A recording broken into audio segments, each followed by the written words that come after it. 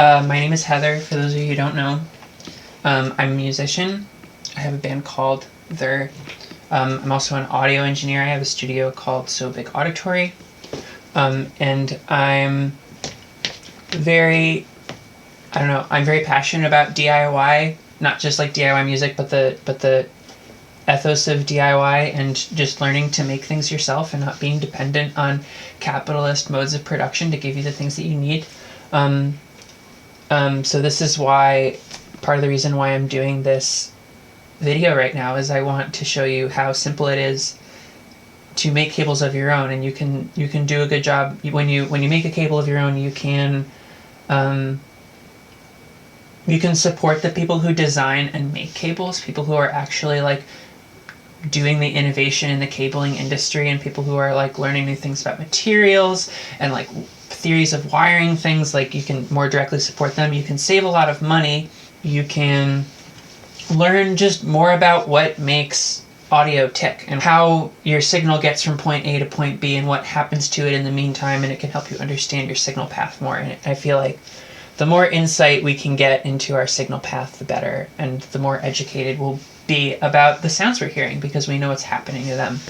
So that's my little pitch for learning to solder your own cables. It's also fun, and you look cool doing it, or you feel cool. I don't know how cool it looks, but if you say you like make your own cables, it makes you seem kind of like fancy, or like, you know, like big brain or whatever.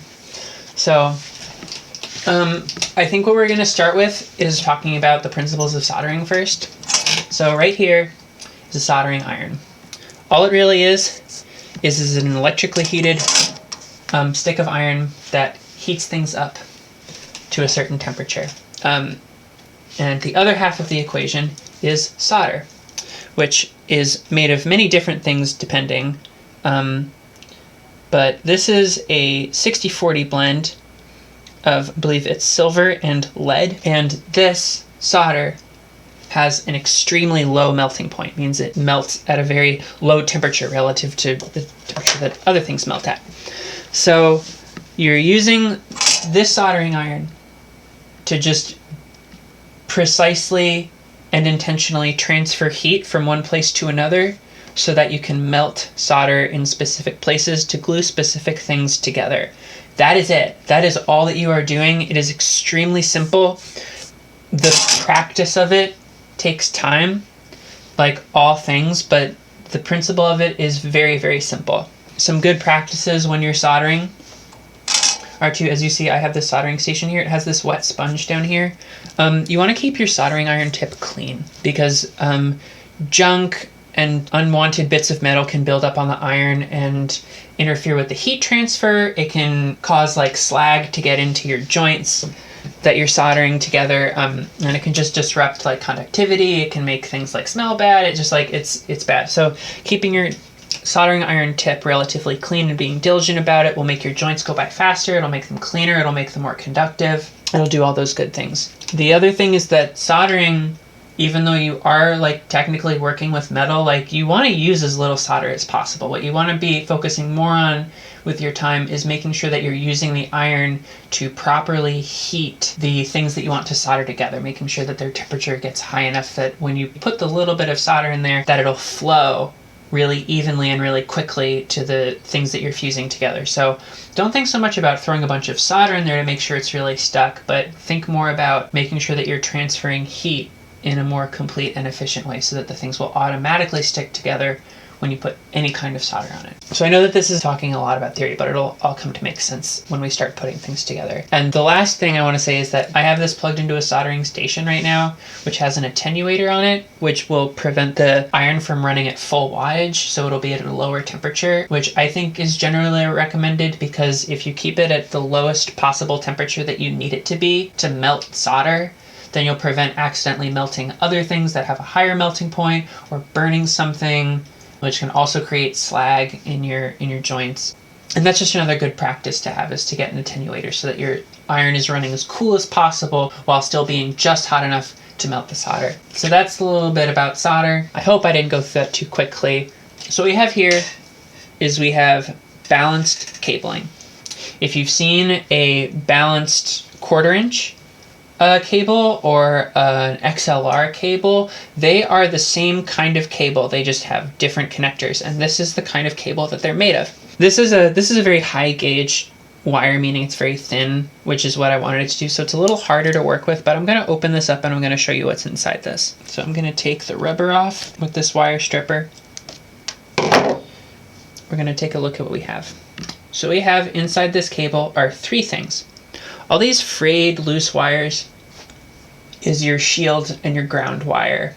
I'll explain what all of this means in context later. So you have this frayed wire here, which is your ground, and then you have your white and your red further shielded leads, which are your hot and cold. This will all be important to keep in mind so that you're wiring consistently one lead to another across different connectors. But these are the things that are inside all balanced cabling. Sometimes the particulars are different, sometimes the shielding is braided, sometimes the leads are different colors, but this is always what you will have. You will have a ground and you will have two leads, and that is what balanced cabling is made of. Now, how balanced cabling works and why we have two leads to carry a mono signal is that balanced cabling leans heavily on the theory of phase cancellation, which is that if you took a sine wave and played the upside down version of that exact sine wave and played them on top of each other, you get silence. The energy will equally cancel each other out at all points in the sine wave. So balanced cabling uses this principle where before a signal goes out of a piece of equipment, one half of it flipped in polarity so that it's flipped upside down into the white lead, and the red carries the regular lead, and then they travel down the wire in opposite polarity as they go. So what's happening is that as they're going out of polarity with each other down this wire, they're picking up electronic interference, radio frequencies, etc. at the same polarity. So they're not upside down, they're exactly the same. So then when they're put back into the other piece of equipment, the polarity is flipped again, so that the two halves of the signal suddenly are the same, but then the interference that they picked up equally along the ways is flipped and then cancels itself out, and the noise self-cancels as it travels along this line. So that's the theory of how balanced cabling works. And what it allows you to do is it allows you to carry a hotter signal, it's quieter, it's less susceptible to interference, it does all of these good things. And it's why most pro audio equipment uses it, is because it's lower noise. Some older audio equipment uses unbalanced wiring, but nowadays it's pretty standard practice to use balanced wiring, whether it's XLR connectors or TRS connectors or what have you. So that's why we have two leads. You have a ground to carry, an electrical circuit needs to carry certain amounts of electricity to the earth in order for it to work properly, and that's what this long wire is for. And then the two leads are an opposite polarity of each other when they come in and out of pieces of equipment. So that's why there are two leads there. And this is what all balanced connectors are based on, is that they are designed to talk to design standards in pieces of equipment so that the leads will go in the right order into the right parts of the circuit and behave the way they're designed to. So this is why it's really important to wire up a connector in the right way, or else you're sending the wrong parts of the electricity to the wrong parts of the equipment and you're not getting the sound you want, or it comes out quiet, or it comes out noisy. It's just very important to keep these wiring conventions in perspective. So with that in mind, we're going to pull up some wiring diagrams. Very exciting. So I'm pulling up right now TRS wiring. Oh, sorry, no, not this one. A regular XLR wiring diagram. And as you see, I'm pulling up connectors right now. Each of those has a corresponding connection point to the connector to each of these things that I've talked about. So, and when I said hot and cold, that corresponds to positive and negative, respectively. So you have points in the connector where you are supposed to connect the shield, parts where you are supposed to connect to the positive, and parts where you're supposed to connect to the negative. And you want to do it exactly this way every time. So I know this kind of looks abstract, so I'm going to pull out a connector here. We're going to talk about how it works. They come in many different pieces. Here's a boot. Here's a sleeve. Here's a, I don't exactly know what that's called. And this is our connector. This ultimately goes inside here. So you end up having like a standard like mic cable. But this is what we're working with to begin with. This is the actual connector. It has, on the opposite end of the connections, it has these little reservoirs where the cabling goes, and we'll show how that works later. But I'm not going to be able to show this through the camera because the camera resolution is low. But on this end of the connector, each one of these points is numbered corresponding to that diagram. So this is an MXLR. So at this point, if we hold it this way at the same orientation, from the rear. The same point, this is 1, this is 2, and this is 3, corresponding with the M diagram. And so this is where we're supposed to wire the ground, this is supposed to where we wire hot, and this is where cold goes. I'm going to put that in this cable tester because that's where it's going to live for now. I'm going to put all these pieces over to the side. I'm going to open up another connector. So now we have an M connector. I'm going to put these pieces on the side. Boot, thingy, sleeve. You might recognize this is the F side of a mic cable, just, you know, only a weird piece of it. And here we have more, try to show it off, reservoirs in the back. And here you'll have 1, 2, and 3 corresponding to the diagram. So they're mirror images of each other from this perspective. So the cold will always be at the top, but the hot and ground switch sides at each point. So it's just important to keep in mind which type of connector you're wiring so that you know which side hot and ground go onto respectively. Or else your cable won't work properly because those two leads are extremely different from each other. It's very different from just swapping your hot and your cold. So I'm going to go ahead and we're going to make a cable real quick. I'm going to talk through it. I'm going to explain like why we're doing what we're doing, how it works, etc. Wire stripper is a invaluable tool to have for this. Highly recommend getting one. So first thing we're going to do is we're going to strip the wire here to expose the 3 parts: our ground, our hot, and our cold. The first thing you want to do is that because the ground is all these frayed wires, you want to basically consolidate them all into one. So you kind of want to peel them all off like in whichever direction they want to go.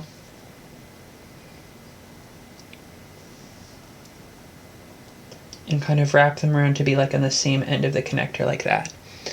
And then I'm going to take it and we're going to twist these wires together like barbershop pole style so that we ultimately have just one single twisted ground wire. If we were working with a lighter gauge wire, we could use wire strippers to cut the white and red leads, but it is really tiny, so I'm actually going to have to use my teeth, which is not best practice because I don't have wire cutters that small, but it's how we have to do it. So I'm using my teeth to just get through the shielding. This is the hard part, using the wire cutters to just grab the crease that's made and pull it off so that we expose the copper ends of these leads. Oh, I'm gonna break it. Honestly, for me, stripping the red and white leads is the hardest part. That is the hardest part of making cables. It takes the most practice. And we're going to be doing the same thing to these that we were doing to the other ones. We're twisting them all together to create a single, like, barbershop pole style lead. Now, the next stage is that we have them all in these single guys, but the thing is that they're not glued together yet. So an important part here is what we call tinning the wire. We're actually going to apply a little bit of solder to each part of the cable. I don't need the magnifying glass. I'll try to do this closer. We're going to try to apply a little bit of solder to each part of the wire so that they become one solid piece, which is easier to work with and slightly more conductive. So this is our first joint. We have the soldering iron, which is extremely hot. I don't know how hot exactly, but the wire is cold. And if we touch the solder to the wire, it's not going to melt because it's not hot enough. So what we're going to be doing is taking the soldering iron, touching it to the lead of the wire, holding it still, heating it up, giving it time to heat up, and then gently tapping some solder onto the hot wire, which will immediately adhere to it and make it a solid piece. You won't be able to see it really happening in this video because it's so low res, but trust me, it's what's happening. So here we go. I'm holding it to the wire.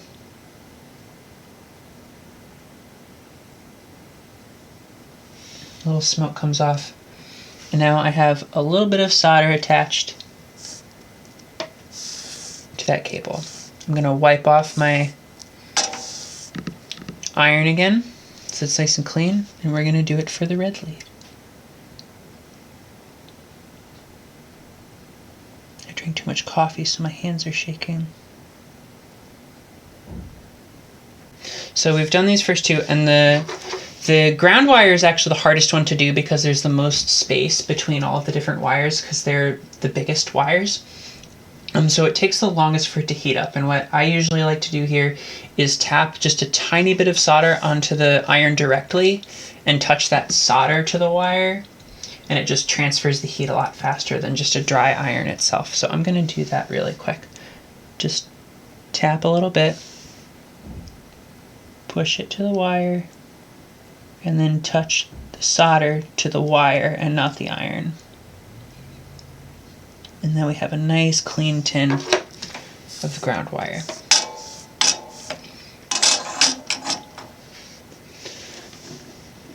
So now what we have, so you have the exact same wires, but now there's just a little bit of solder on the tip of everything. You should be able to see just a small silver glimmer on all of these, which is just going to make them easier to work with, easier to fit in these like reservoirs that are over here, and slightly more conductive. So now we're going to get rid of this helping hand for a second. We're going to bring it forward. I'm using this cable tester to hold the connectors just because it makes it easier to work with. So we're working with an F connector. So 1 goes here, which is our ground, 2 goes here, which is our hot, and 3 goes up here, which is our cold. The first thing I like to do before working with a connector like this, which I think makes it easier to work with, I don't know if this is what everybody does, but I like to put a small amount of solder inside each reservoir because that ends up making the process go by faster. So what I'll do is frequently, because there's a curve and it's hard to get good surface area contact, I'll put a little bit of solder on the iron again, touch it to these like gold pads, and then touch the solder to the inside of it, and then it automatically melts to fill up that reservoir. And then I'll just do it again for the others. There. And there. So now the idea behind doing this is now all I have to do is take these guys, reheat the pads, and melt the solder that's already there, and just stick the wires in, and then just let it cool, and then they'll harden into the pad the way they're supposed to go. Oh, important thing I almost forgot. Boots for cable connectors need to go on before you solder something, or else you will have to take the connector back off to put it back on. So it's important to remember to put your boot on first before doing this.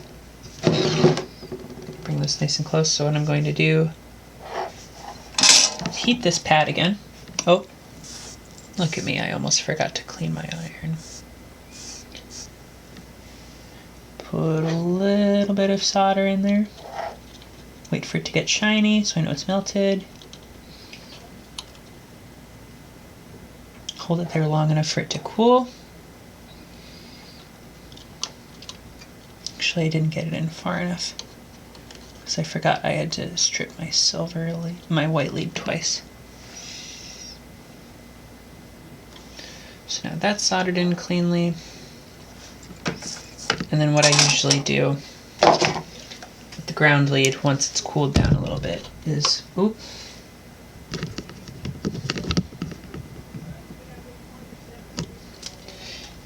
kind of bend it inward a little bit.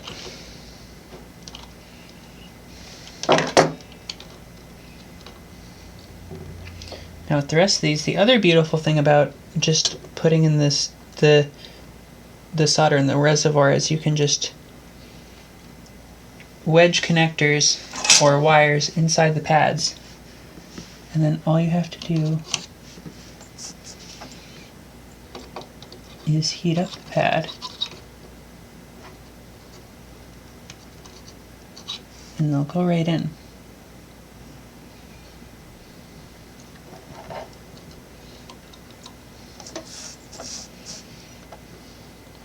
This last one.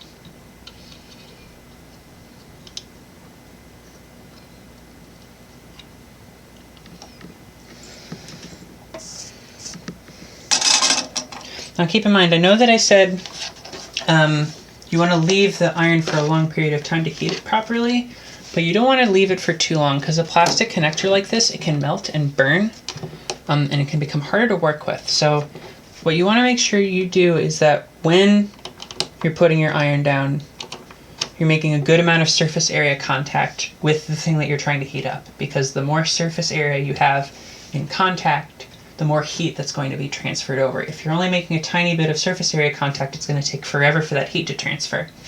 So that's why you can either use just a little drip of solder to increase surface area contact, or just make sure that your iron tip is flat against the surface. So right now we have the core part of the connector here and the boot on. We have this guide that keeps the cable from moving around too much inside the boot after we build the connector. And we have the outside of the connector here. This guy has this little ring lever piece that moves around a bunch, so when you put the connector in, you want to hold it upside down so that that little lever piece stays down. And you'll see that this notch in the connector should line up with where the lever is. You push it in.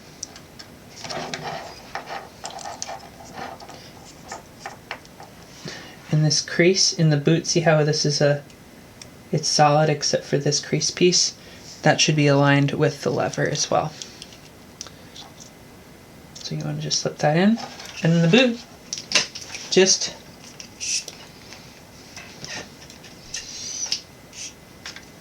screws on. It's very simple.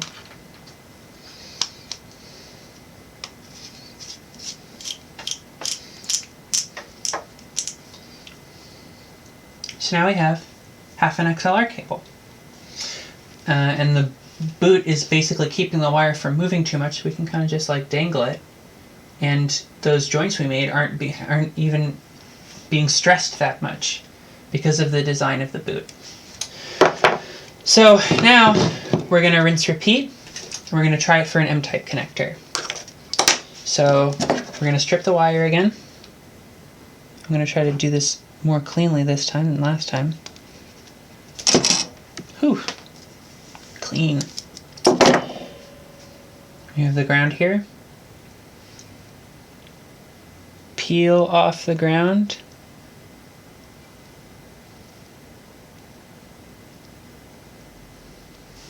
So that it's like this. Put them all together. Twist them together into a single piece.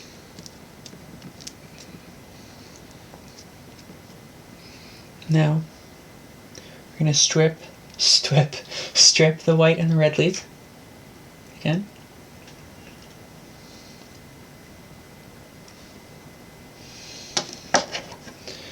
Using the gentlest force imaginable.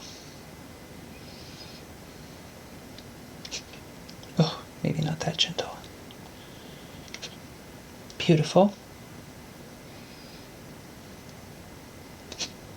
Got it. Cool. First time. And we're going to twist these as well. Because inside these is also just a bunch of smaller wires.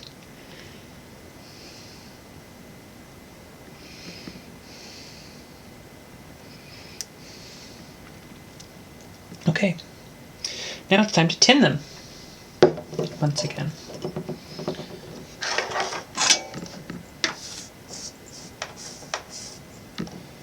Make sure the iron is nice and clean.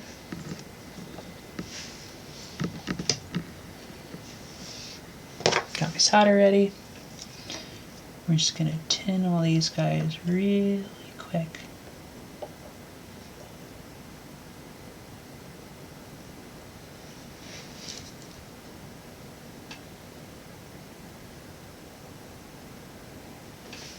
Cool.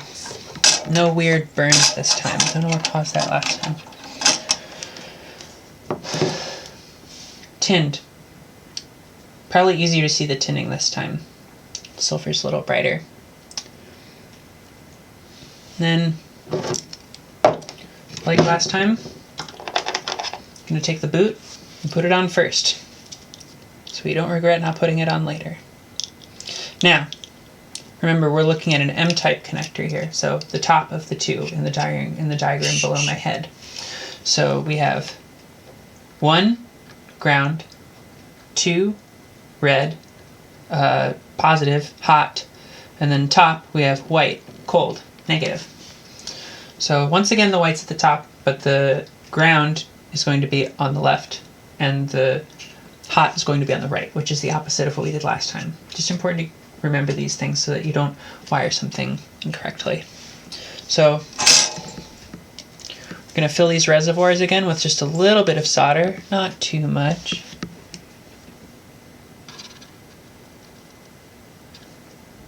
Maybe a little more than that. Okay.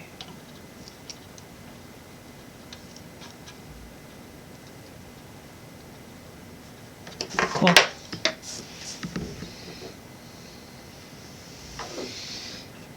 Yeah.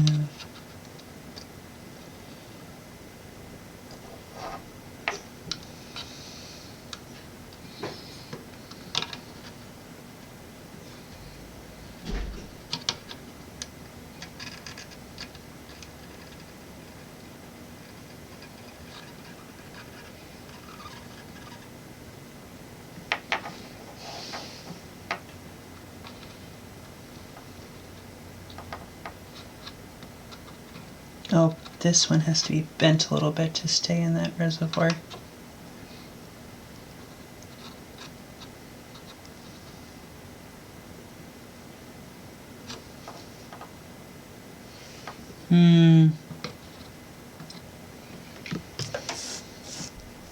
Got some kind of slag in that joint.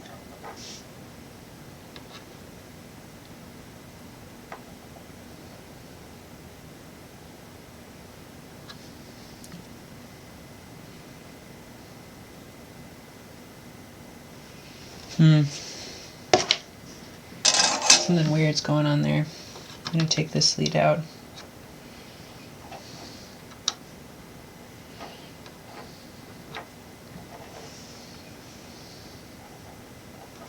I'm going to put a little more solder inside that reservoir.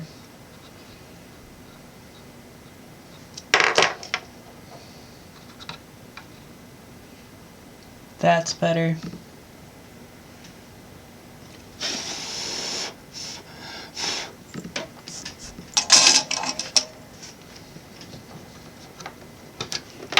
Ooh! Ouch! Ooh! My skin melted a little bit. Very exciting. Ow, I did it again. This is really hot. Should dip it in my drinking water.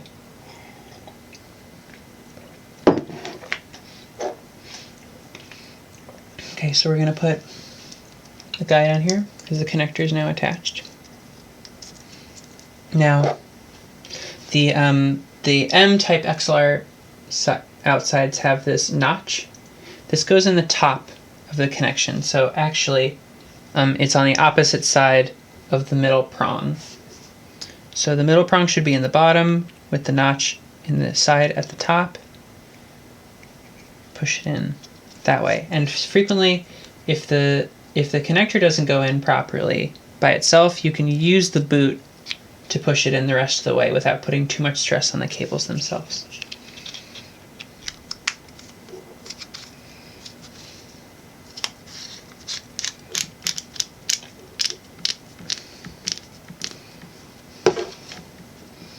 Now we hopefully have an XLR cable. You always want to test a cable before you call it done because you don't want it to bite you in the butt later. Green. It works. That's a working XLR cable. So F-type XLR connector to an M-type TRS connector. Maybe you'll recognize this. If you've ever had studio headphones, they've got this kind of connector, which as you see has its own weird inside. Maybe it's hard to see, but there's a shaft coming out of the middle, a shaft sticking out on top, and then a wider shaft coming out the bottom. The one in the middle is our tip, which if you look at the diagram is labeled T. The one coming out top is the R, and the big one is the G, which is our ground. So the one coming out of the middle is the hot, the one coming up top is the cold, and the big one is the ground. Not every TRS connector is easy to work with because this one has a reservoir right in the middle, and I find the connector very smartly designed. Some of them are very difficult, but if you want to start with TRS connectors, I guess check out the Neutrik Gold connectors. They're pretty user friendly. So this is the exact cable that we will be making. You can see from the lines how they correlate to each other. The principles are all the same. Just the way that you're attaching the cable is just a little bit different. And sometimes the order in which you want to do things is a little different. That being said, the wire stripping is still the same. Let's do it. We only need to strip this wire once more. Let's start with this almost stripped one and attach it to the XLR connector and then work the other one onto the TRS. Sorry, I keep leaning out of the way of the camera. I need to be better at doing that.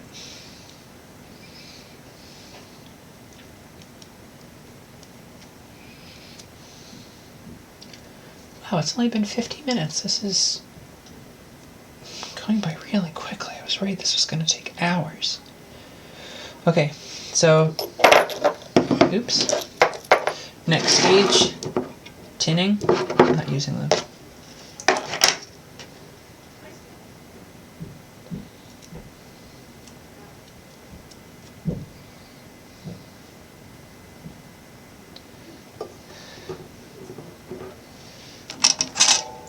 Once again, cleaning the iron, being thorough because it hasn't been used in a few minutes. I really want to make sure I get anything oxidized off of it so it doesn't get into the joints.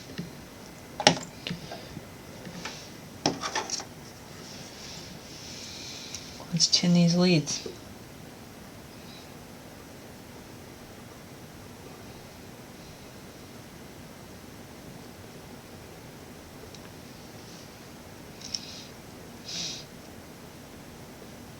Oh, I've already got some gunk. Where do you come from?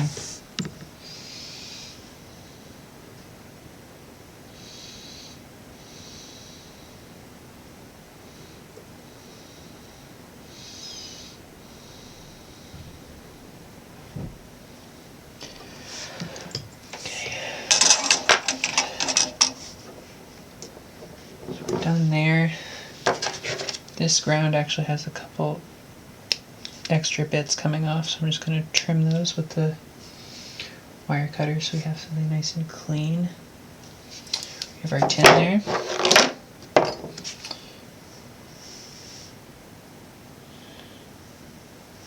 Oh, what are you?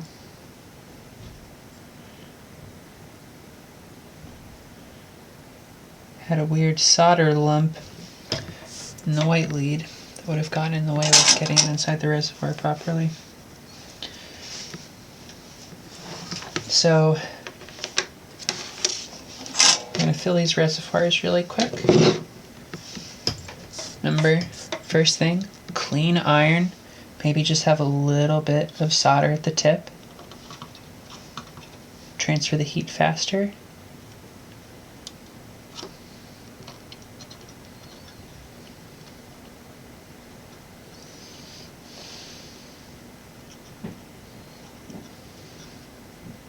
And remember, each time that I'm doing this, I am taking the solder and I'm touching it to the reservoir. I'm not touching it to the iron.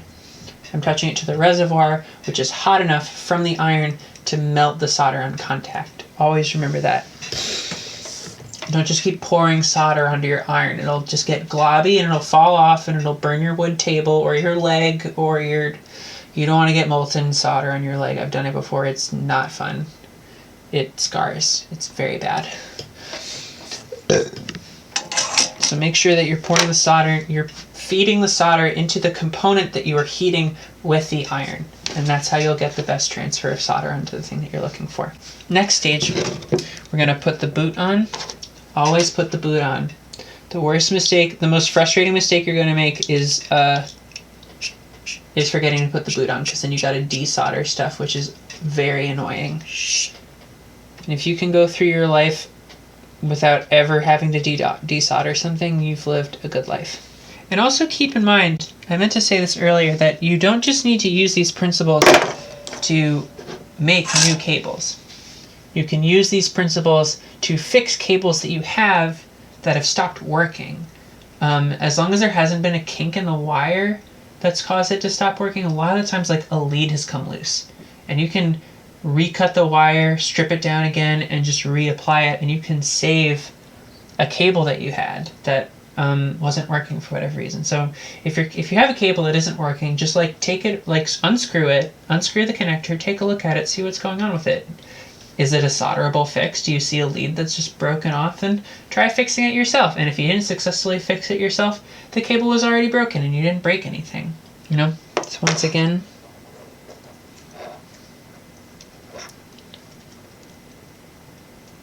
sleeve on.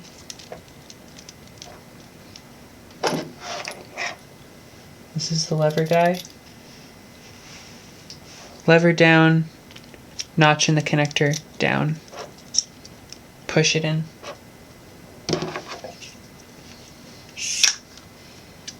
Feed the boot.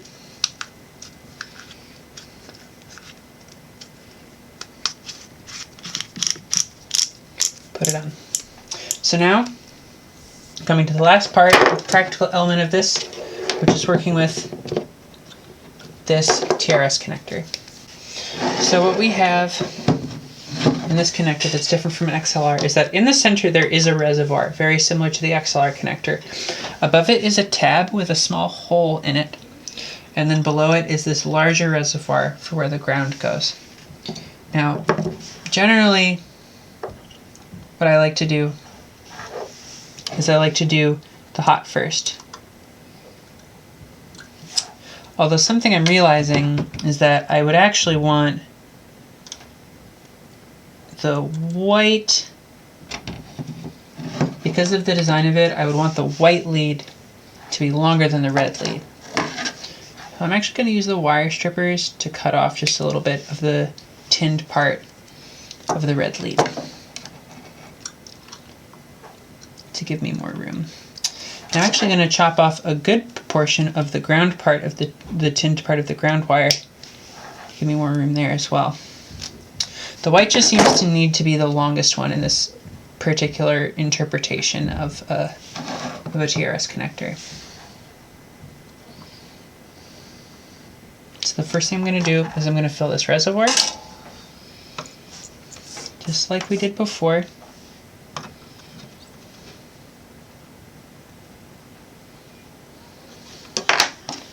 This time I'm just going to immediately stick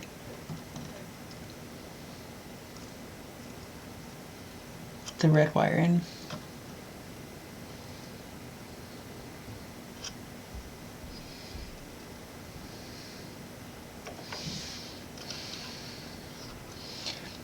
And I've twisted it so that the ground is simply just leaning against against the larger tab. So now I'm going to heat that up and just put the solder directly underneath it.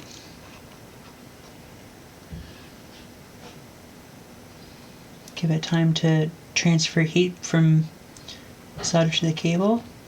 Take it off. Blow on it. Let it cool down.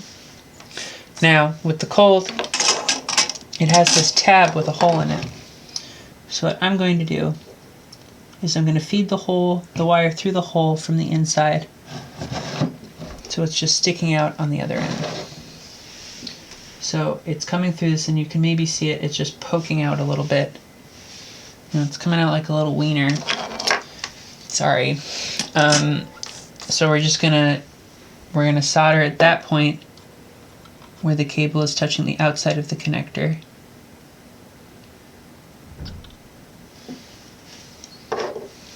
And that gives us a nice... Oh, you know what I did? I forgot to put the boot on. The thing that I kept saying don't do. I did it. So we're going to desolder.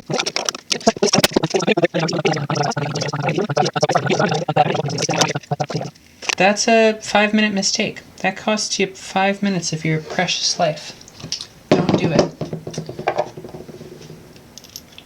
So now with these connectors, these have a cover that goes over the whole connector like this. And then just like the other one, you take the boot, you slide it over, screw it tight.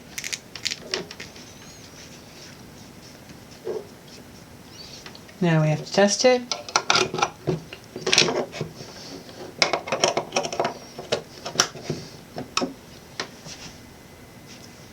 It's good. So those are the basics. That's how that works. Yikes. I'm going to be doing another video next week about working with PCB. I'll basically be building an entire piece of gear on the internet. It's one of DIYRE's color palettes. I'll just be building it from the instruction kit online, talking about it. I frankly think PCB is easier to work with than cabling. PCB like circuit board. You can make cooler stuff with it too. So I'll probably be doing that next week, either Saturday or Sunday, I'm not sure yet. And be sure to check out the PCB workshop next week if you're interested in that. I think that'll be a lot more fun and it'll just be more of a hang than this. So yeah, be sure to check it out. I'll be posting on all socials about that when it's coming up. So I hope everybody is enjoying this snow and everyone who's getting it. And I hope you have a wonderful Sunday. I love you all, and I'll see you all soon.